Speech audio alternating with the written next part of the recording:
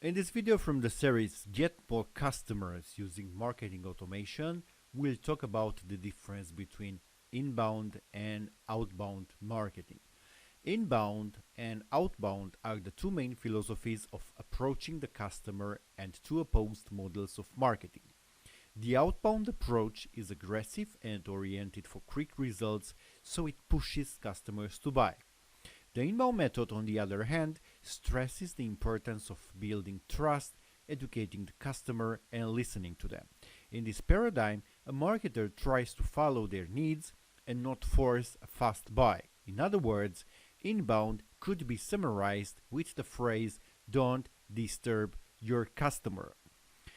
We'll look now at a detailed comparison between inbound marketing and outbound marketing. So we'll look at both of them and we'll see which are the vehicles used in them.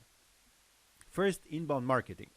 We are using content like blogs, podcasts, ebooks, videos, quizzes, entertainment, and search engine marketing. An ad will appear and then the user is looking for a product, for example, when they search for it. An ad is tailored to customers' interests and needs. Interaction with users is a two-way dialogue.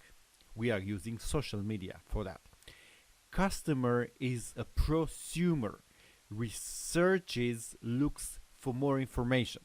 Customers are rational, know what they want, and are prepared to the purchase, armed with data. They don't trust salespeople.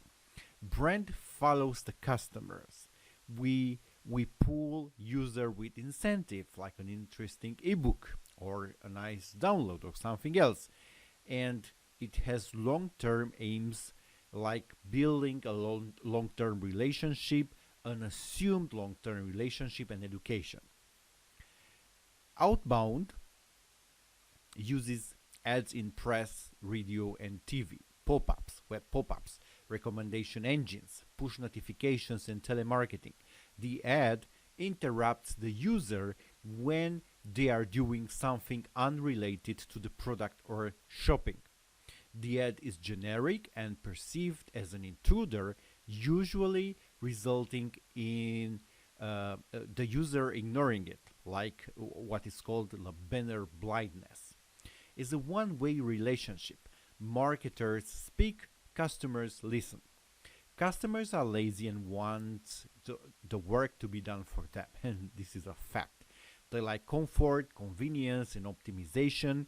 Instead of doing things manually, they will try to find an app for it or a way to hack the process. The customer is impulsive, susceptible to suggestions, and buys on a whim.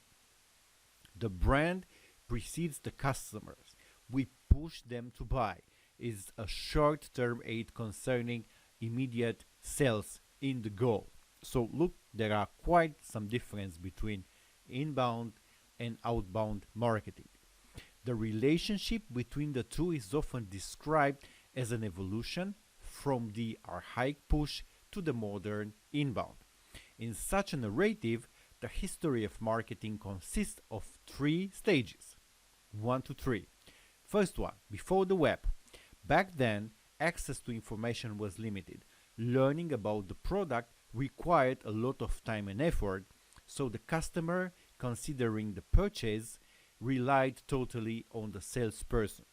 Salespeople had incomparable knowledge at their disposal, so they controlled the shopping process. The second stage, the dawn of online marketing, or what is called the push age. Marketers relished the power of the internet.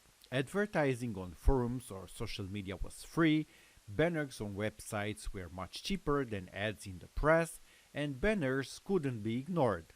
You could measure its efficiency. No wonder it ended in massive spamming, which is awful for customers and ineffective for marketers. Spraying ads blindly without targeting couldn't deliver impressive results. Marketers tried to translate old-fashioned strategies to new media where advertising was cheaper. And the third stage is called customer rebellion, or the birth of inbound. Finally, users couldn't take the spam anymore. Do you remember having your inbox filled with tons of spam? Or motley websites full of glittering banners and pop ups that cover the text you want to read? Who can stand it? That's how a new marketing philosophy was born. Seth Godin called it permission marketing, and it was quickly labeled the marketing approach for the new millennium. Godin said that marketing actions must only be addressed to people who have agreed to it. In essence, emails can only be sent to individuals who opted in for newsletters. Banners should be displayed to a targeted group of users interested in a given product. And instead of attacking whoever comes along with a banner, you might consider creating a useful blog post published on a portal that attracts your potential customers. The idea of permission marketing gave rise to the concept of inbound, a belief that consumers that are empowered with the knowledge readily available online are now in charge of the shopping process, and marketers should accompany them, assist them, educate them, but never force them to buy. The idea of customers and marketing going hand in hand from purchase to purchase seems fantastic, but the reality doesn't meet the idyllic picture that inbound evangelists depict. But why inbound doesn't really work? Companies that blog generate 77% leads and 97% more links that the business that don't do it. One post a month is enough. Generating a lead with inbound marketing is 62% cheaper when compared to outbound. 79% of companies that use content marketing see a greater return on investment from inbound. The content that doesn't convert. You probably know these stats and many others that back up inbound, but you probably wonder why it doesn't look like that in your company, in your business. You invest in content creation, produce a lot of high quality materials, share your knowledge, but see no substantial results. Even if people read your posts or watch your videos, they prefer to shop at your competitors, and this is very bad. Authenticity in social media. You try to engage in social media, show your company life, and try to be as authentic as possible. You invest hours in crafting personal messages and adding a human touch to your marketing. However, your customers don't appreciate that and prefer to share cut memes than your photos from your last company party. Sadly, the effort you put in social media doesn't pay off. Don't disturb the customer. After having become a Seth Godin psycho fan, you don't want to disturb the customer or interrupt them in any way. Banners, pop-ups, or SMS messages have disappeared from your communication, and you realize that you are still not growing. Your database sales and traffic have all stopped. Do these all pull techniques really work? Investment in great content, search engine optimization, and social media can betray your expectations if you don't include a couple of push technologies. In other words, interrupting your customer from time to time is a must. Why is that? Mobile has changed the way we use the internet, the way we shop, learn, and communicate. We multitask as our attention span gets shorter. We get more impatient and want things to be done as quickly as possible. Consequently, websites mimic the mechanics of mobile apps more and more. Inbound and outbound tactics don't exclude each other. Many marketers get trapped in the maze of fancy brand buzzwords, but most of them do nothing else except describe something that was already there. Inbound, despite being treated by some as a new religion, must be combined with push methods to succeed. How mobile devices changed marketing. Mobile has not only transformed the role of smartphones in our lives, but also our approach to the web and our communication on it. 80% of internet users browse the web on their smartphones, and this is true. Mobile content consumption has exceeded desktop consumption by a significant margin. For many consumers, mobile devices are the most convenient way to access the internet. It's estimated that in USA alone, mobile commerce, a subdivision of e-commerce, will grow from $54.6 million in 2014 to $96.3 million until the end of 2016. E-commerce forecasts show a 9 to 11% growth rate per year, while mobile commerce develops more dynamically at the 26 to 32% per year rate. 22 million commerce markets around the globe will grow from $102 billion to $291 billion in 2016. 71% of marketers believe that mobile is the key channel for their businesses. 68% of today's marketers integrate mobile into their overall strategy. 58% of today's marketing firms have a dedicated mobile team. Mobile apps are called the most significant marketing technology today. Mobility, not just mobile. Mobile is no longer an addition to your regular marketing strategy. It's how your consumers research, communicate, and shop. For this reason, some specialists postulate the use of the term mobility instead of mobile to express the enormous shift in consumer behavior.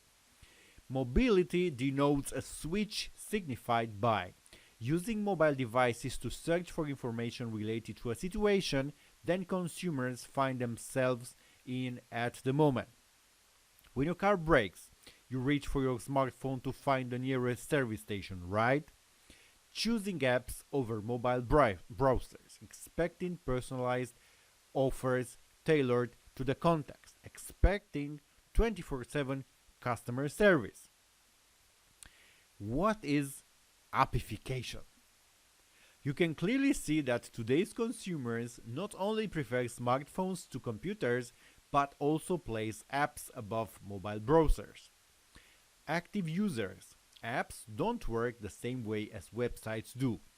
That statement appeals not only to mobile apps, but also to those you have on your laptop, desktop, or your IoT smart device. Apps make life easier, and most customers use them before they visit the website. The app simply feels more convenient. Reg Agarwal writes that more and more websites resemble apps every day, and he calls that trend appification. We are moving from the idea of websites as containers to the concept of the web as a network of apps that helps us solve problems, collect data to optimize processes, and suggest to us the best solutions for the moment. The appification trend means that consumers are getting used to that mode of using the web. They want to optimize completing tasks, not passive reading on websites. That's why push logic, the logic of suggesting database solutions to customers before they realize they need them, is the future of the web, both for mobile apps and the desktop internet. The web will soon resemble a mobile app. A big reverse towards the push logic. 5 or 10 years ago, the web operated on the pull principle. You opened your browser and typed in the question or product you wanted to research as you were navigating a vast catalog full of static records. You were responsible for spotting the right pieces. Dries Buytaert claims that this is the reason why inbound marketing used to be so popular. It corresponded to the way people used the web. However, that era is coming to an end before our eyes. The new internet, the push-based web, is rising and will dominate in the next 10 years. Why is that? Companies collect more and more user data, which leads to the enhancement of predictive algorithms. recommendation engines are now very powerful and drive substantial revenue for brands like Netflix, Amazon, or Shopify. This trend will only continue to grow. Consumers will want more relevant offers and messages tailored to their personal context. When brands leverage data to personalize ads, both the standards and customers' expectations will increase. Apps like mobile, desktop, IoT have become a part of our everyday lives, and push notifications develop a basic form of communications. The big reverse: products and services find you by themselves. In other words, due to smart recommendations, products and services will find you before you even begin to search for them. The offer will precede the need. Imagine that your plane is late. A hotel utilizing big data could use that opportunity to offer you a hotel room. When your running shoes wear off, you will get an offer for new ones because of a small sensing device built in your sneakers. You will get a discount for a coffee exactly when you pass by your favorite coffee shop. Beacons for offline tracking and geolocation can do that. An app will remind you about servicing your computer because it registers your drives. Soon, you won't have to type anything in the search box and browse results. Apps will take that work off your shoulders, that will analyze the relevant data to deliver to you what you need most at the moment. Facebook or Google now apply that methodology today. These platforms pick the most interesting news for you depending on what you have read and liked before. As a result, the internet will stop being a catalog and evolve into more of a virtual personal assistant.